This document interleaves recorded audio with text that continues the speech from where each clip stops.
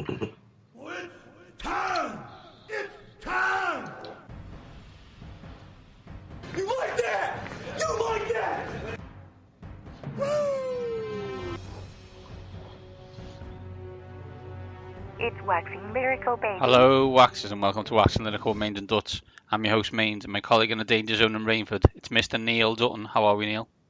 Very, very well. Very glad to be back after you failed to press play and record at the same time last week. I could argue, but because that's not strictly true, but basically we didn't post a podcast due to the fact that you wouldn't have been able to hear my voice. So it may as well have been true. But all we can say is it was a fantastic episode, and that's right. We did pick the Titans to beat the Ravens, both of us. So. Absolute smackdown. Even predicted the score correctly. The funny thing was the fact that I thought that the Texans would jump on the Chiefs early on, but eventually get battered was quite astounding. But there you go. Yeah, this is all, of course, bollocks. We expected the Chiefs to win comfortably. I think we expected the 49ers to win comfortably. I think we thought that the Packers and the Seahawks game would be close because it's a Seahawks game. Let's be honest, I don't think we saw that Titans game coming. No. But we'll get on to that because what we're going to do this week is, I think now we've got all the coaching vacancies filled, we're going to review them and look back at the teams. We've already done Washington, so we'll look at all the other ones. We're then going to look at the playoff losers so far and what's next for them and what needs to happen for them not to be losers in the playoff next year. And then we'll look at the championship games. So that's kind of the output today. But before that, Neil, I think there's something you would like to discuss. Yes, there is. A very, very jolly good fellow on Twitter by the name of Scott Simpson. You can find him on Twitter at NimbleWNumbers. His daughter, London, has recently been diagnosed with leukemia.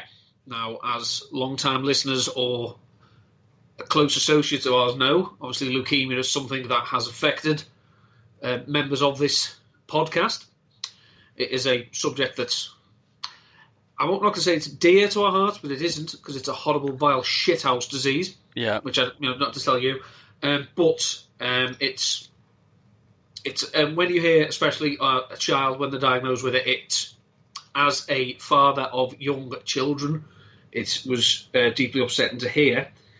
Scott, London, so his daughter obviously needs an awful lot of treatment. She's going through chemotherapy, and thanks to decisions made by masters of that particular country, this is an expensive process. Mm-hmm. So there is a GoFundMe that has been set up to try and raise some money to help London while she's going through this treatment. So I will tweet out again a link to the GoFundMe. If you want, if you go to Scott's Twitter page, you'll find, it's there, it's in his bio. If you can go there. I know January, it's a pisser of a month because, every month has 30 days or 31 or 28, except January, which has 78. Yeah. And just seems to be ridiculously long. But anything that could be donated, I'm sure, and I know, would be appreciated. So if it's just something, I don't like, I don't like doing this because, we don't have a large audience, I'm sure. But if anyone could do anything to help, it would be fantastic. So, as I say, I will tweet that out. I'll ask Maisie to tweet out from our the joint account. And then we can just remember that, we sit here every week and talk about bollocks. And, some people may enjoy it. The majority don't. That's why the majority don't listen.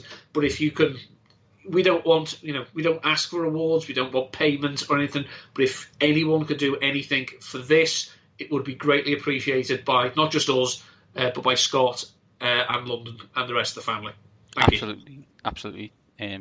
Couldn't have said it better myself. So we will tweet that out and get the details to everyone. And if you can help, please do. It makes you realise how lucky you are to live in this country, where that kind of situation would need a GoFundMe page. There we go. Neil, let's move on. Let's first of all plug into the mains and look at the coaching situation, the coaching hires over the last few weeks. So since we were last with us, Neil, I think there's 4 coaches that have been hired, I think. So we'll start with I guess America's team. Why not? They've hired Mike McCarthy. For those long-time listeners of this show, this you will think that this is some kind of crazy wet dream that I have decreed on Dallas. Maybe not. I think for me, Neil, at the moment, until proven otherwise, it seems that the Dallas Cowboys have gone from beige to an eggshell colour. Especially as they seem to have hired McCarthy on the basis of his coming out and saying that he'd had an epiphany regarding analytics and play calling and whatnot. And then it turns out as soon as he's got the job, he has no interest in analytics. He still thinks you have to run the ball to set up play action. And he hasn't even spoken to his presumptive quarterback yet. So congratulations, Dallas. You've bought a duffer. But it's like he got hired on the back of, say, four or five things.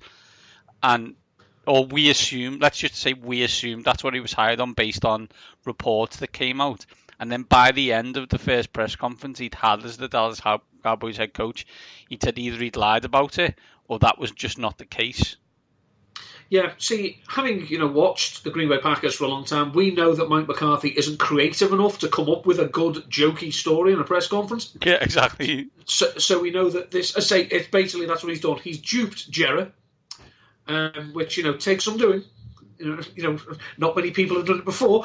The worst case scenario is this is the exact same offense that he had in Green Bay that looked successful when a Hall of Fame caliber quarterback was ignoring it and doing his own thing. Because we saw when Ben McAdoo went to the New York Giants, this offense went down like a lead balloon. So best case scenario, it's if Dak Prescott can be helped by it, then that should be sufficient to win them 9-10 games a season and then fall out of contention in the playoffs. As, bless him, Dak Prescott is not Aaron Rodgers. Worst case scenario, this is a man who has learned absolutely nothing in the year and a half he's been away from the game. People are comparing this to he just needed a fresh start, a new surrounding. Some people have compared it to when Andy Reid left the Eagles and went to the Kansas City Chiefs. No. Because Andy Reid was out of work for approximately 2.5 minutes. I was going to say, about half an hour. He just went to the toilet and came back and he'd been hired again.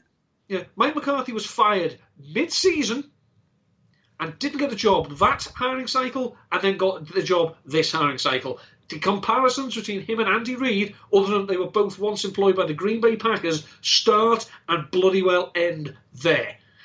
As an Eagles fan, this is a fantastic hire. Couldn't be happier with it. Also, it does mean, as we'll get to in a few minutes, that Doug Peterson is the only coach in the NFC East where his first name and his surname do not begin with the same letter. Which is weird. I'm going to take a slightly different tact. And I am under no illusion that my owner is a bad owner and is known to meddle in situations that he doesn't and shouldn't do. If anyone's under the illusion that they thought that Jerry Jones was going to get Lincoln Riley, Urban Meyer, a coach who wanted a load of power so he could decide what he wanted to do with the roster because he would be in charge, you haven't been paying attention. This is Jerry's show until otherwise notified. So he's just got rid of a ginger lad and got a lad who doesn't look great in a suit. Let's be honest, that was a terrible suit in that press conference. Couldn't have looked more uncomfortable. No. Jared does a load of interviews, is nice to a load of people, spends a load of money, buys shiny things. So people like him. They don't win. Do you know the last time they won? The Hall of Fame head coach, and I can say that now because he is one, was in charge. Or some buffoon who didn't really know what he was doing but was okay at Oklahoma, took Hall of Fame head coach's team and didn't get in the way. Because if you've seen that America's game, they basically say what a clown this guy was. Like, they may as well have said, what was he doing on the sideline? We totally ignored him. I wish Mike McCarthy or look in the world. No, I actually don't. But unless he has changed, and unless he grows a pair, they've just replaced Jason Garrett with Jason Garrett, and I'm not sure what the point is. Yeah. Whoever's kicking for the Cowboys next year, though, I want him in fantasy because he's going to get lots of short field goals. Speaking of people from the dark ages, we move swiftly on to Dave Gettleman and the New York Football Giants, who hired 4 computer guys which I assume folk, yeah. I assume other people from the IT crowd. So I assume Richard Adeo is now working for the New York Giants. They hired Joe Judge, who, let's all be honest, we watch a lot of football. We're not experts, but didn't know who he was. My favourite story was Peter Schrager, NFL insider, didn't really know anything about him. Now, he obviously knew he existed, but didn't know anything about him. But, Neil, it looks like the New York Football Giants have gone down that old way because, according to them, they picked a football guy who's going to get back to playing football. The best thing is, he came out and said that he wants the New York Giants to be emblematic of the people that support this team in the surrounding area. You know, this blue-collar image. Have you seen the surrounding area around MetLife Stadium? There's like a luxury mall and expensive housing. This blue-collar image you're trying to, it's... Dan Hanser talks about the coal town that he grew up in. That's where these people who work for the New York Giants at the highest level, that's where they think they still are. They think they're still on this swampland that their old stadium was. No, grow up. There's a TV show now. Now, if anyone has ever watched Catfish or any rubbish like that, this apparently is next level of Catfish. It's a show called Ghosted. Okay. Where... I'll describe the concept, for the kids out there, just to show up with it. If, you'd be talking to someone, a friend, a lover, or something like that, and then all of a sudden you submarine, you go silent. It's called You Ghost Them. This show now finds these two people, puts them together to try and air out their views and see if eventually they can sort out the differences and be friends again. Matt Rule ghosted the Giants, and he ghosted them good. So what did they do? They went straight out and hired the football guy, because that's the only type of person who will work with Dave Gettleman. I definitely said this last week, although no one will know because it didn't get a broadcast. But they are one sacking away from being the Cleveland Browns. Don't think they aren't. They are terrible. I'm not sure they're getting better. There's a lot of work needs to be done. Daniel Jones has done okay. Saquon Barkley is an otherworldly talent, but is still a running back. So they probably got 2 more years of him being otherworldly, unless he's a freak. And the defense is shockingly bad. Mm-hmm. So, good luck if you think this is the thing that's going to put you over the top. Let's move on. Carolina Panthers, who you briefly mentioned, hired Matt Rule. Dave Tepper is arrived in the NFL. He is the 21st century Daniel Snyder. That doesn't mean that this won't go badly or good. It just means this is a guy who's got a new shiny thing and he's not afraid to use it. He has become the destroyer of worlds. He basically locked Matt Rule in his house until he signed a 7-year, $60 million contract. Why has no one ever done that to me? He's been, and I quote, is a maverick and the most successful hedge fund manager in America.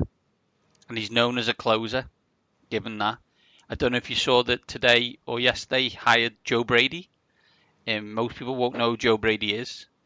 Joe Brady's had one job over the past year, and that's quarterbacks coach of LSU Tigers. So his one job was to make Joe Burrow better than he was the year before. The year before, he threw 16 touchdowns and 5 interceptions and had a 59% completion. This year he did not. No. It was something like 56 and 3 and an 80% completion percentage. David Tepper hired him this week. So if you don't think David Tepper is going to be on the phone to Paul Brown saying he has Cam Newton, the 7th pick, and Christian McCaffrey for the first round, then you are seriously mistaken. I would also like to draw your attention to one of my favourite stories in relation to David Tepper. David Tepper was once turned down for a promotion by his boss. He left that job, got a new job, then found out that said boss was selling his house. He was now infinitely successful. I think he was a billionaire at this point. He put an offer in on the house. It was $42 million. Okay? Okay. It was accepted. David Tepper burnt that house to the ground and let the guy know about it, and then built a new one on top of it, twice as big. That sounds to me like the hedge fund manager equivalent of, do you like apples? Exactly. Do we know much about Matt Rule? He was excellent at Temple. He was excellent at Baylor. He took programs from the bottom to the top. Does that mean he'll be good in the NFL? Absolutely not. How many coaches have been good in both college and NFL? Not many. One of them is going to be Jimmy a Hall Johnson. of Famer. It's Jimmy Johnson. We mentioned him again. There isn't many, believe you me, as someone who had Steve Spurrier. It doesn't always work out. Yeah, well, fun and gun. Well, Steve used to, do training and then go and play golf. Not quite what you need to do in the NFL, but anyway. Yeah. He does have an NFL background. He comes from a Parcells school, so he's going to be a disciplinarian, and I think that's, we'll see how that goes. People love him, but I wonder if they're going to love him in the NFL. Well, I did see his first press conference, and I was fortunate that I was sat down at the time because my initial instinct was to run through a wall. And Yeah, it was good. And we all know that if I run anywhere near a wall, there's only going to be one result. It was good. Final coaching hire, Neil, is the Cleveland Browns, who hired Kevin Stefanski. In theory, they should have hired Kevin Stefanski last year, Yes. but they didn't because Paul DePodesta wasn't in charge. I only have one qualm on this hire. I don't really have a qualm with it. Timing? Do you have to do it? Do you have to do it the day after the offense of the Minnesota Vikings, apart from one play, got 30 yards total? Does it have to be that next day? Can it not wait 2 or 3 days? I see what you mean. I'll just tell you a quick story, though, something similar to this, in terms of, essentially, it seemed to some people that game, it was between the 49ers and the Minnesota Vikings, obviously, and Robert Saleh was a contender for the job. Mm-hmm. So he's on one side, and Kevin Stefanski was a contender on the other side. Now, it does remind me of, if I can find it, in 1970, just after Super Bowl III, the New England Patriots, or the Boston Patriots as they were then, needed a new head coach because their head coach was terrible and they'd fired him. So, after the Super Bowl, which was won by the New York Jets against the Baltimore Colts, the Boston Patriots wanted for their next head coach to be one of the defensive assistants for the New York Jets. The Baltimore Colts. A gentleman called Chuck Noll. Okay, I'm aware of his work. You're aware of his work, yes. Back then, of course, he wasn't Chuck Noll. He was just some random assistant. They were persuaded, however, that it wouldn't look good to hire a coach from a team that had just lost one of the biggest upsets in sports history and certainly in Super Bowl history at the time. So, they were instructed that maybe it would be a good idea to hire a coach from the team that won the Super Bowl, the New York Jets. So the coach they picked, instead of Chuck Noll, if I can just find him, where is the bugger's name? It's not an impressive name, and it's so impressive I can't find it. But suffice to say, well, he's not famous, right? He's not Chuck exactly. Noll. I think is all we need to know about it. He's not Chuck Noll, right? Oh, hang on a sec. It was Clive Rush. What a great name, by the way. In 21 games, he had a 5-16 record. Ooh. Chuck Noll has won 4 Super Bowls in a decade and is now in the Pro Football Hall of Fame. Now, obviously, I should have prepared that bit because that was incredibly bad audio for everyone involved. But I think the important thing is to note that sometimes you can just get carried away by the result. Kevin Stefanski, once we saw that he wasn't just going to be must run, need run to play action, and actually worked out, you can actually mix this up a bit, then the Vikings offense looked very good. This is a good sign for people like Nick Chubb, Baker Mayfield. What it means for star mouthy wide receivers, I don't know. Because personally, I don't think this Stephon Diggs thing, I don't think that problem ever went away. No, that problem. I know it didn't go away because in the game before the 49ers game, he was moaning his arse off because he wasn't getting the ball again. Yeah. And every time that Thielen was on the field, Diggs never got the ball. So, I mean, I'm not sure how Odell Beckham and Jarvis Landry are going to react if they're having to feed off 15 targets combined per game. I'm sure they'll handle it in a mature manner, as we've seen in the past. It's one of those things with the Browns. You've appointed Stefanski. Okay, you've given him a 5-year contract. Laughable. See it out. Don't be back here in 2 years. Please. Just give him 3. Give him 4. Let's look.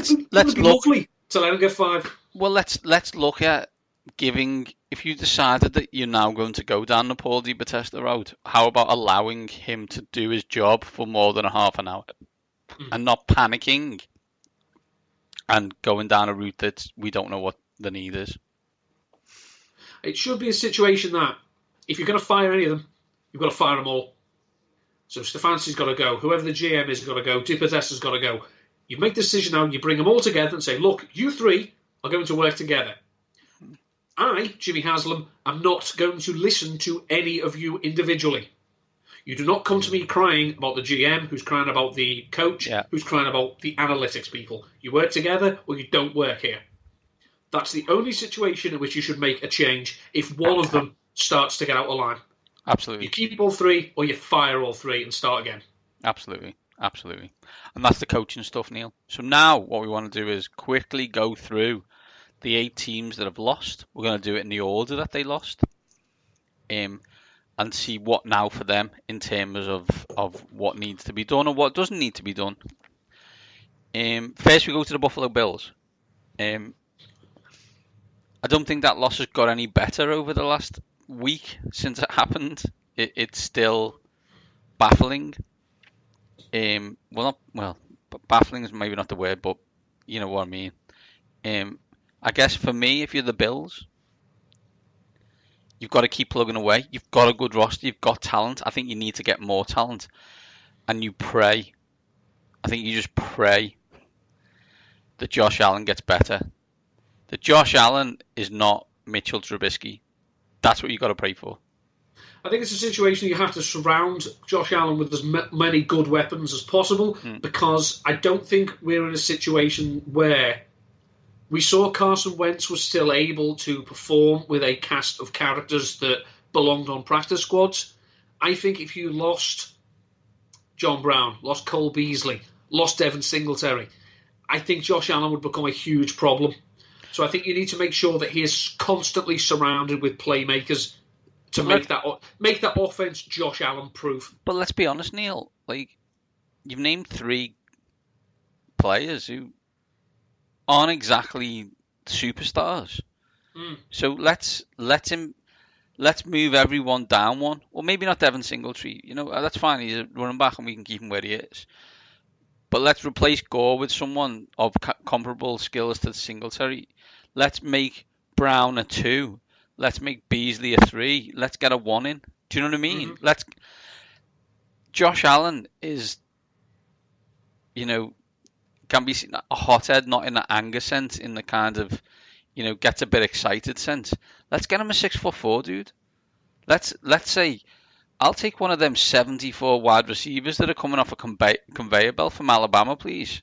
Whichever one falls to me, I'm going to take them and turn them into the number 1 wide receiver that I've got. I just think, given his skill set and the skill set of the players around him, I think Jerry Jeudy would be a lovely spot landing here. I don't think he's getting to the Bills at like 21 though. No, I think that's the problem. But we'll see. I think that one of them will be there. Whether you're going to take him is a different story. Next team that lost was the New England Patriots. Shocking. Everybody, all and sundry of the media game, ready to start digging those graves and writing the epitaphs for this team. Multiple things could happen with this team. I've just wrote a off-season preview, for the Patriots in terms of what they got. 46 million in cap space. But only really one question at the moment is, what does Tom do? And I think it's important that question is answered very quickly, and also it's important as to who is going to answer it. If it's Robert Kraft, Brady stays. If it's Bill Belichick, Brady could go.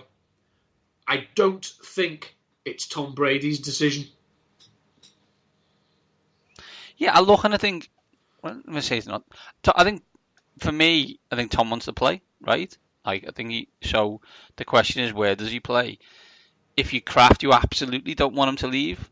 I think if you're Bill, I don't think you want him to leave either, unless you can get something better. I'm not sure you can. Like, you're drafting at 23. You haven't got anybody else behind him.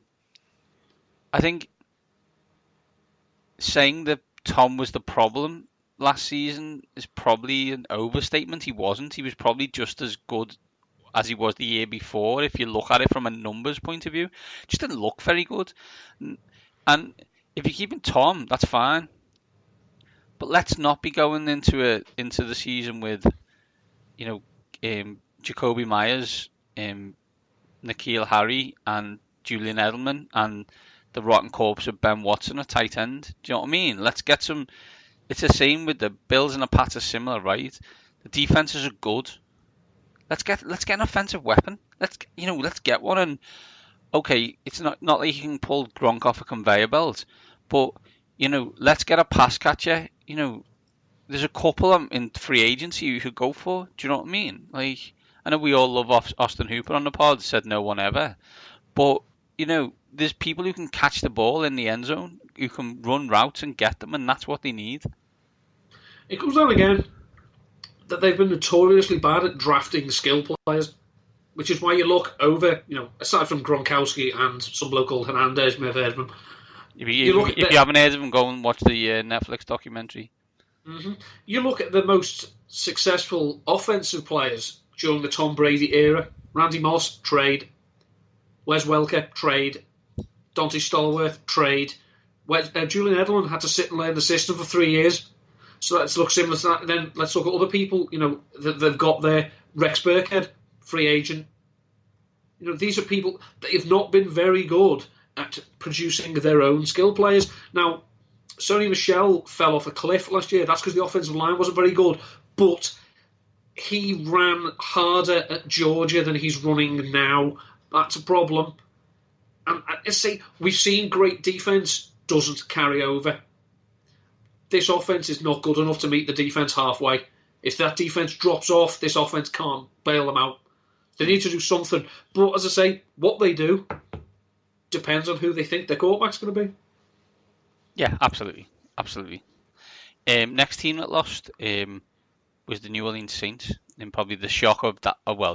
The other shock of a wildcard weekend. I say this partially in jest, but is it time for the Taysom Hill era in New Orleans?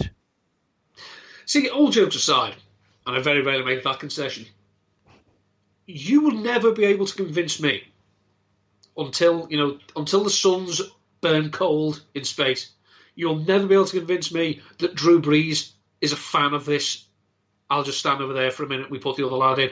In fact, no, I'll go further than that. I think he hates it with the intensity of 1,000 suns. However, there's a reason why they do it.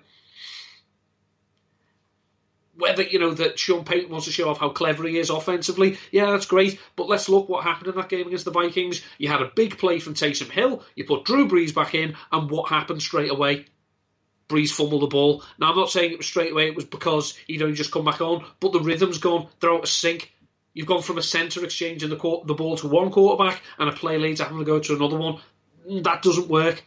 Platooning quarterbacks, lovely idea. Let's look at how many successful examples there have been since the 1962 New York Giants. Not many. There's a reason why teams don't do it. This team's defence was very good. There's a few weak areas, but I think they're cracks that could be papered over. They need more on offence. Michael Thomas, as I say, hoovers up every possible target. Alvin Kamara will probably be better next year than he was this year if he can just get a bit healthier again. You need something else on that offence. I think I'm gonna credit one of our friends, Michael Chalner here. This team hasn't won since 2006 and keeps getting to the playoffs and keeps getting beat. 2009. 9 was it? Sorry. Yeah, sorry. Keeps on getting so to the decade ago. Keeps on getting to the playoffs as favourites and getting beat. Like in heartbreaking fashion, no less. At home, in a place where no one's supposed to be able to win. People keep on telling me.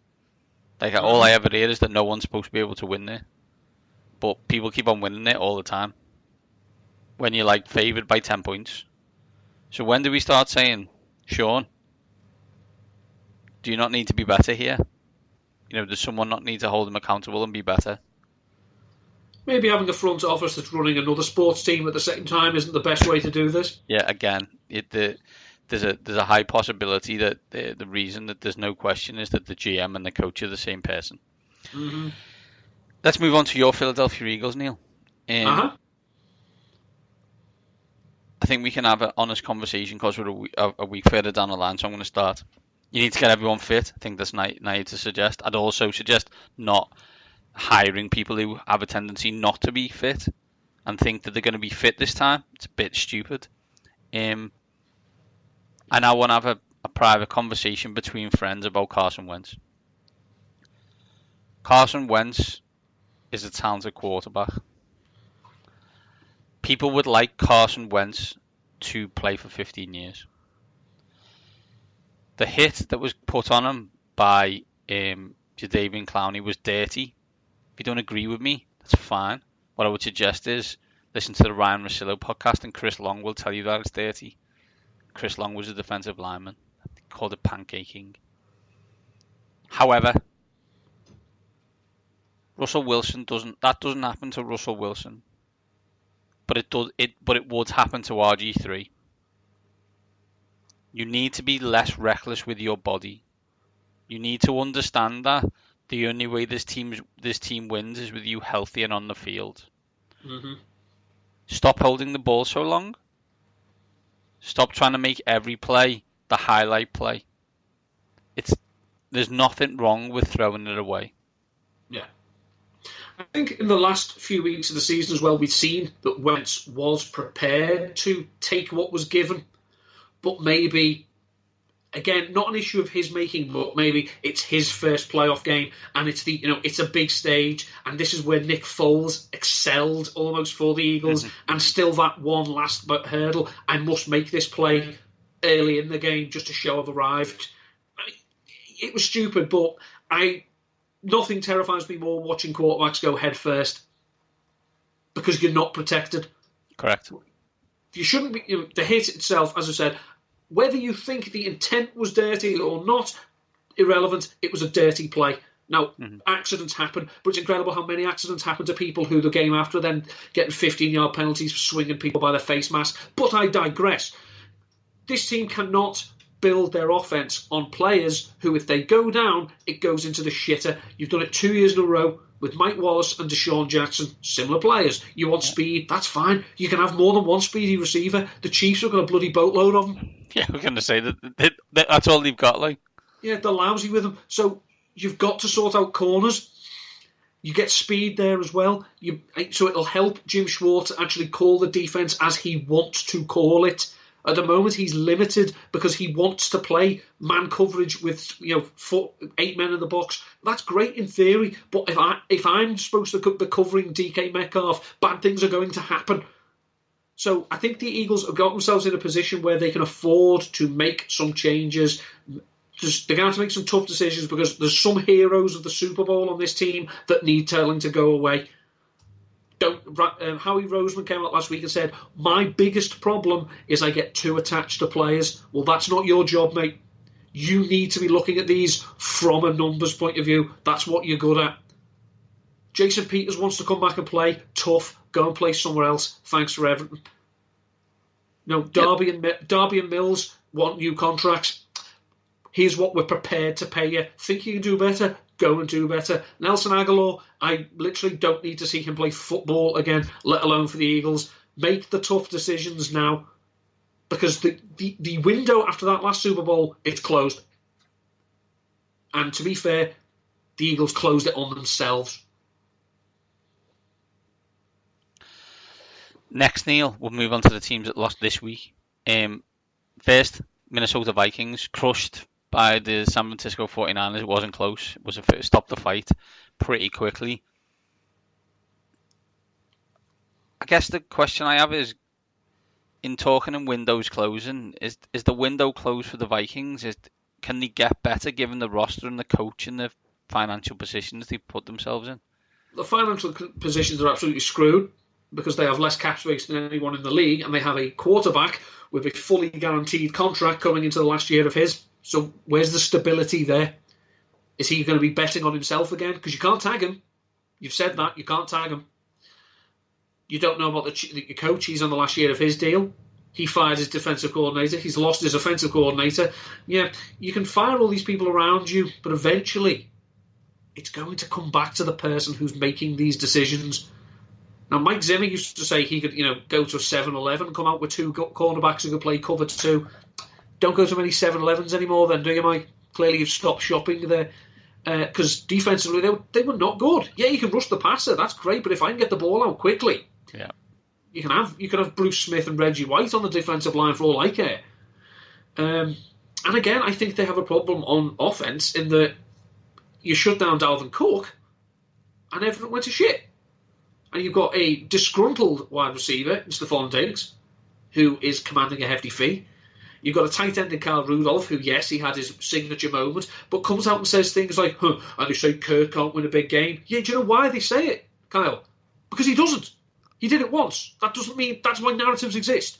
But, anyway, you're getting cut as well, because the Vikings invested a second-round pick in Irv Smith and have other young tight ends, and Kyle Rudolph does absolutely nothing apart from catch touchdowns. Stupid point, I know, but you don't do anything anymore.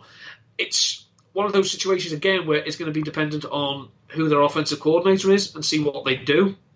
But there's a lot of questions about that, and the NFC South North is an interesting division. I mean, do the Bears bounce back? Are the Lions going to be better? Or are the Packers just going to sleepwalk to another division title again? We don't know. Yeah, it's a tough one. Yeah, the roster was built to win 2 years ago and didn't. It's probably built to win the year before Kirk joined, I guess. And they didn't. They got beat by the Eagles in the title game. So it's kind of dropping off, or it feels that way. Next, the shock of last weekend, which is the Baltimore Ravens. I guess the question is this a one-off loss, or is this something that they should be worried about? Potentially, it's something they should worry about. Basically, they were put in a position where the Titans were not going to let them run all over them. I mean, I know Lamar Jackson did put up yards, but that's what he does. They got nothing from Mark Ingram.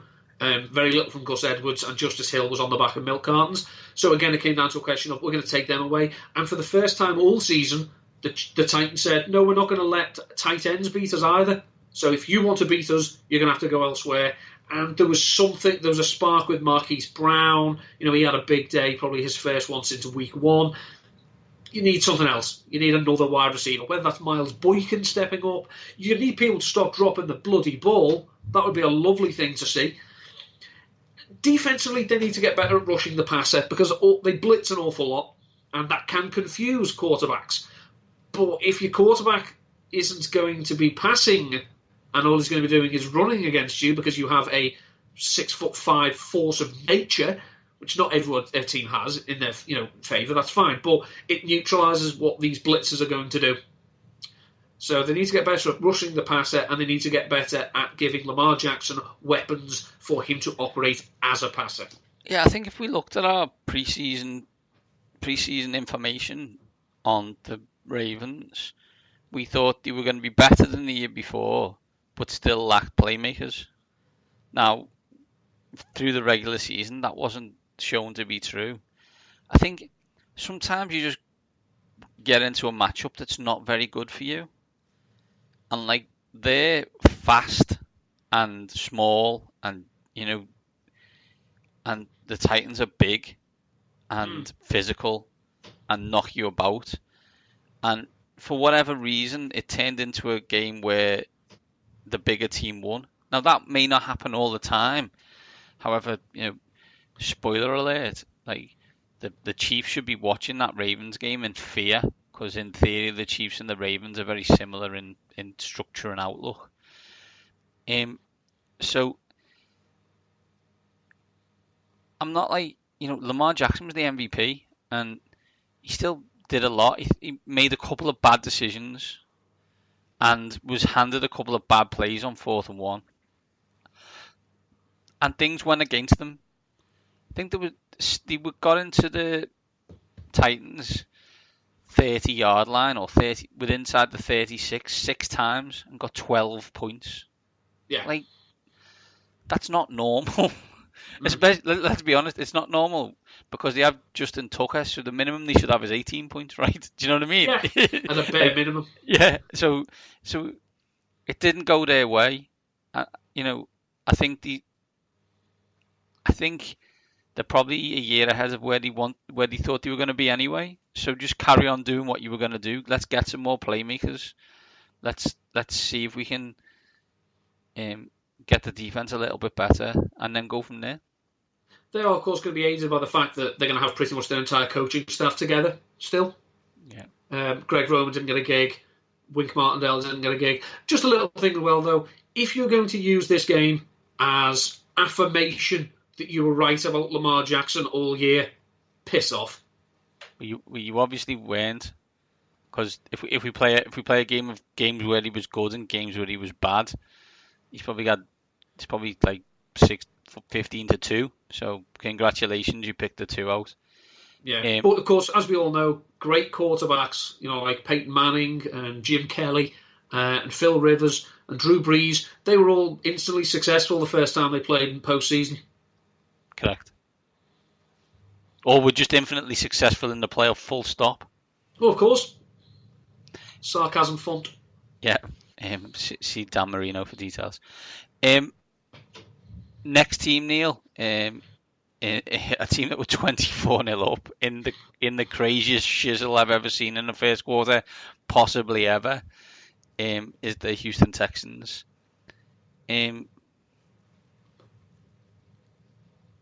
I'll be honest, I'll just get into the game. I can talk away kicking the field goal on 4th and 1. I can. Whether I agree with it or not, you're then going up 24-0. Okay? Mm-hmm. Do you know, it's not like it was to go up 3-0. Yeah. It was 24. The fake punt is unforgivable. Coaches have this weird idea of going for it on 4th down. It's almost like they think, well, I didn't do it when I should do it. Yeah, exactly. But if I But if I do it, if I at least do it, it shows that I'm not afraid of it. Yes, but it shows you're a dickhead. And, it's which would you rather be? Would you rather be, afraid or a dickhead? It's be one of them, but don't be both.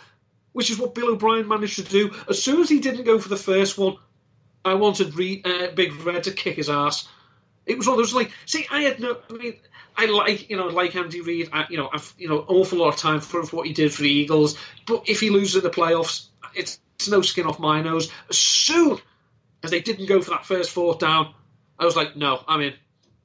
Kick his ass now, Big Red. Very rarely have my prayers been answered in such spectacular fashion, but they were. Yeah, and the issue for the Texans is in a similar kind of situation to the Vikings. I don't really know if they can make drastic changes to the roster. Also, they probably should think about firing the coach or the GM. Unfortunately, they're the same person. They will never advance further than this round in the playoffs with Bill O'Brien in a management capacity. But the weird thing is they'll probably make this round of the playoffs again, or at least a wildcard weekend, because they keep on winning that AFC South, which they've won it is it 4 out of 5 years now? It's flipping insane. 4 out of 6 seasons as a head coach, Bill O'Brien has won the AFC South. In that time, only one team from the AFC South has not made the AFC Championship game. The Houston Texans. That's thank you. Yeah, I like it. Final team is the Seattle Seahawks. Seahawks Twitter's gone off. Okay. Oh, hasn't it just? It's gone off. I'm not going to go off. I'm just going to say I love Pete Carroll. This is a pro Pete Carroll podcast. Fast and Loose has always been one of my favourite coaches. I think we just need an intervention. We don't need to fire him. We just need an intervention. And just say, Pete, you need to get a new offensive coordinator. Your best player, you're not treating your best player the way a best player should be treated, i.e.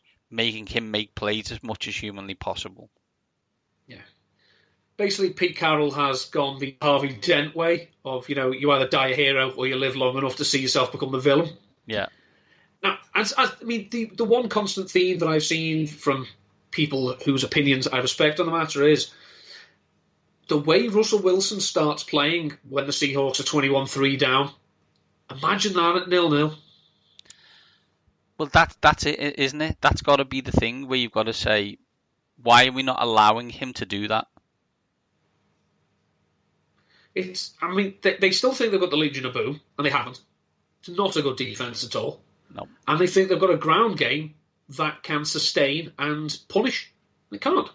Chris Carson is a very, very good back for what he is. Rashad Penny, I don't think this is what you expect when you draft a running back in the first round, but maybe in future 2,000-yard rushers from San Diego State should be looked at with a little bit more skepticism, as they all seem to do it. And you're trying to win with the 2014 model. Essentially, from a schematic and tactical point of view, the Seahawks are bringing a knife to a gunfight. And until they acknowledge that, either draft very, very well and restock the Legion of Boom and find a punishing, offensive line to go with this running back, you're wasting Russell Wilson by saying to him, you need to work miracles and be flawless doing it because we've removed your margin for error. Go. Yeah, I look sometimes and think, okay, you hire someone once, but when they get fired and then get rehired again, what do you expect? And I just don't know what people are expecting from a Brian Schottenheimer-led offense. It doesn't. But he's a son of a coach, so therefore he must be allowed to continue getting jobs in the NFL, and because he's not black. Yeah, so that's why he gets these jobs. Yeah. Sigh. That's it on the losers, Neil. Let's talk about the teams that actually won last week. So as we've done in previous playoff-related shows, we will look at the two teams. We will say how can they win. We'll look at the spread and the over-under and see what we choose. Obviously, these are the title games. I really wish they would make them earlier in the day for people in the UK. But there you go. We're going to start with Titans at Chiefs. Neil, how do the Titans win this game? The Titans win this game by doing exactly what they've done so far in the playoffs. They lean on Derrick Henry, they pound and punish, and they rely on Ryan Tannehill to be efficient when called upon. They don't want Ryan Tannehill to hurt them, so he performs the quarterback Hippocratic oath, do no harm. We have seen in the past that the Chiefs can be dominated on the ground. It's what Derrick Henry did against them in November, I believe it was. Yep. The Chiefs lost 32-35 and Derrick Henry went off. It's one of those questions, I mean, defensively, dealing with Tom Brady and dealing with Lamar Jackson, you're up against a completely different kettle of fish as to what Patrick Mahomes is. So it's a question of if you can limit the amount of time he's on the field. They have shown, of course, the Chiefs that they can score quickly and at will. But again, it's a question of it's the AFC Championship game. It's the second time you've been here. You lost last year. Are you going to start pressing? Are you going to start making mistakes? Because this Titans defense is not good enough to stop Patrick Mahomes. It's just a question of can they force him into enough errors. I look and think, if I was the Chiefs, I didn't want to see a team that looked like the Titans. And that doesn't mean that they shouldn't win. I mean, they're favoured by 7.5. We'll get to that, but it's not a team I wanted to see. I think the Titans do things that the Chiefs don't want them to do. And mainly it's, can Derrick Henry hold up to the amount of play he has over recent weeks?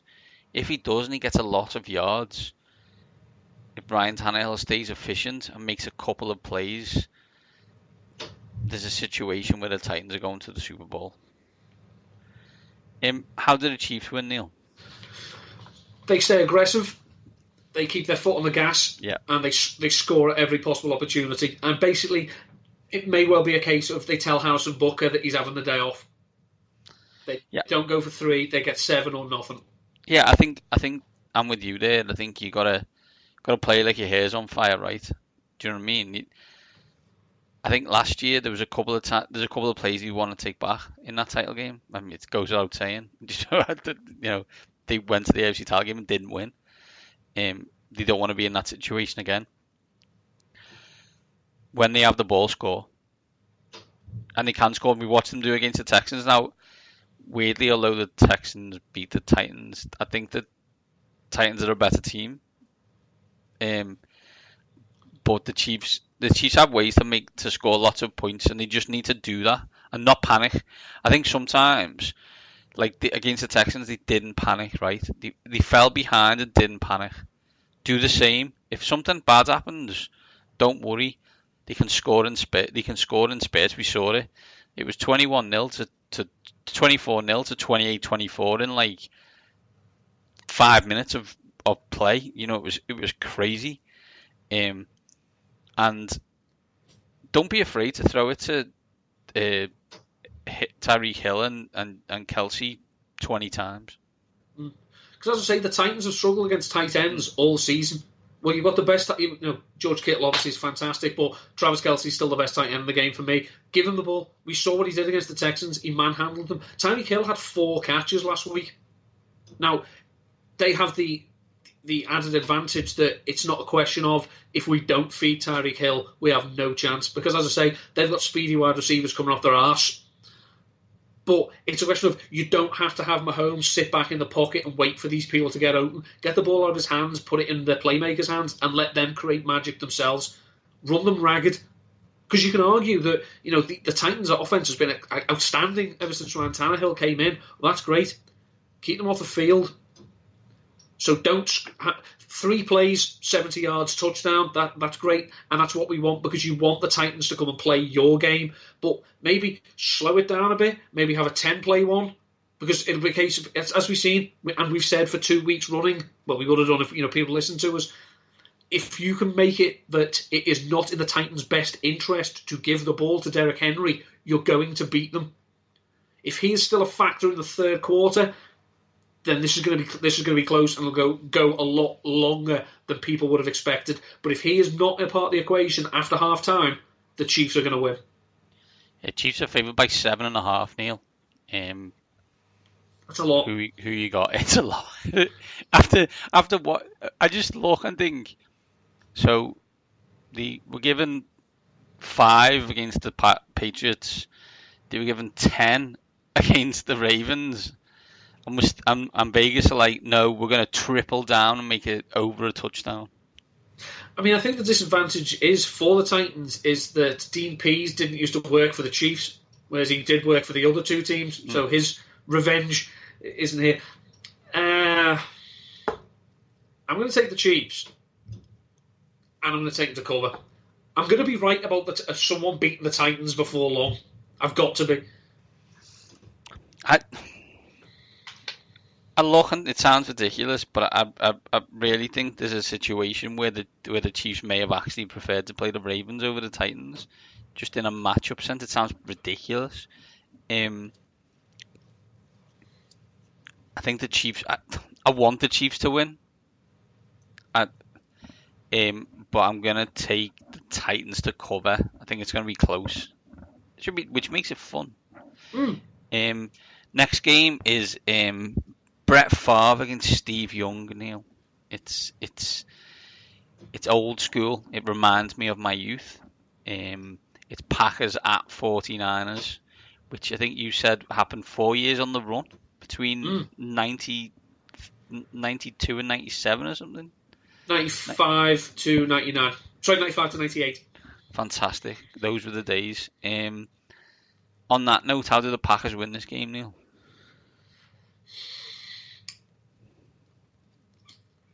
They were 28-10 up, was it, or something like that, against the Seahawks. And as has been their want all season, they went to sleep. Let the other team hang around. Yeah, you can't do that with the 49ers. Because if you let them hang around, they're going to keep doing what they do. And that means they won't abandon the run. They'll still mix in Tevin Coleman, Raheem Mostert, Matt Breida. You'll keep them all going. They're fresh. They'll keep coming at you. We've seen that the Packers can be had on the ground. That's what the 49ers are going to want to do. Again, not so much, I think, with Ryan Tannehill, but it's a situation with Jimmy Garoppolo. Do no harm. Just make a play if we need you to do it. And he didn't have to against the Vikings, but he probably will against this bunch. Aaron Rodgers made a couple of throws against the Seahawks where you think, yeah, that's good. That's what I want a high-level quarterback to do. But isn't it so much nicer for him to do it early in the game when it's less critical? Take the margin for error away. Again, it comes down to this. The coach who stays aggressive will win this game. And we know Shanahan learned his lesson from the Super Bowl. He stays aggressive. So will Matt LaFleur, as I say, this is possibly one of the most incestuous matchups I've ever seen in my life for all the links and connections and whatnot, and brothers, cousins, sisters, brothers, milkman's fathers. It's ridiculous. But if there's one thing that LaFleur has to do that Shanahan will do, he has to stay aggressive. And we've seen at times this season they have not. The Packers win if Aaron Rodgers is who people tell me he is. He's the best quarterback in the league. Then they win the game, right? They got to allow him to be I think again they got to be aggressive. You got to allow him to win the game, and they got to make 2 or 3 plays on defense. I don't think they've got the weapons. But hidden in the game between the 49ers and the Vikings was Jimmy G wasn't great. And this is new to him, right? Let's be clear. He may be 47, but this is only his 3rd year, and it's something that they need to keep in mind. And feed Devontae Adams, get Aaron Jones going, make some plays, see how we go. Get an early lead and don't stop. I think you're right. Don't stop. Keep going. How did the 49ers win, Neil? They hit Rodgers and hit him often. I think if you can get him out of a rhythm, I don't think the supporting cast is strong enough to pick up the slack. We've seen that you can't run on the 49ers. Well, the 49ers front isn't that great. If they, but Eric Armstead, my God, that is one long, mean human being. And he's got friends on that line. If you can hit Aaron Rodgers and make him have to get out the pocket and rush things, seriously, Devontae Adams, do what you got to do. Take him out of the game. Let Aaron Rodgers think he can beat you with Jimmy Graham, who runs like me. If you're trying to get plays from Marcus Valdes-Scantling or Geronimo Allison or Kumaro or Alan Lazard, they're not beating you. So you put the pressure on Rodgers, you keep the pressure on him, and say you stay true to what you are, and that is you're ground-based, you're going to keep mixing it up, and you're going to rely on your quarterback not to make mistakes. And trust your defence, because it's very good. Yeah. I want more Kittle. Run the ball. Just run the ball. Do what you do. Like, that's a Shanahan thing, right? Like, run that ball. Let's get going. And lots of trickeration, lot of shenanigans, and I think, as you said, a lot of Bosa in Rodgers' grill, and it should go a similar way to the Vikings, I think. 49ers are favoured by 7.5, Neil. I'm going to take the 49ers, but I'll take the Packers to cover, because the Packers play close games. I have a weird feeling this may be a blowout. I don't know why, but I just think that the 49ers are a better team. So I'm gonna go 49ers here. So for me, it's the matchup that I'm sure the television execs want based on the 4 teams available, and that's Chiefs 49ers. The Joe Montana Bowl. Oh, of course, yeah. Or do they want Super Bowl 1 remake, which would be Chiefs Packers? That'd be good as well, yeah. That's in the 100th year. Exactly, let's have right. That remake, yeah. Although the 100th year of the NFL is a bit not true, but anyway. Well, not Super Bowl era anyway. No, of course not. So, for me, I'm going Chiefs 49ers. Think you doing the same, Neil? Yeah. Okay, so there we go. We'll see how that goes. And we get the chance to see Mahomes in the Super Bowl. That will be good. Neil, as mentioned before, if you can, donate to the Just Giving page, the GoFundMe, sorry, that we mentioned previously about our friend whose child London in America is suffering from leukemia, and obviously given the fact that there's no national health, will need assistance with their medical bills. We appreciate it. We will tweet that out. Before we go, Neil, anywhere where people can catch you this week?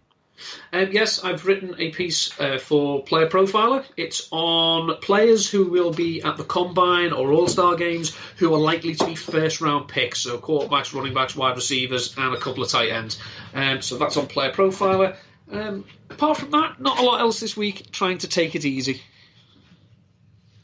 I am at Mandy7. I am starting the divisional off-season reviews for the AFC East for the touchdown.co.uk.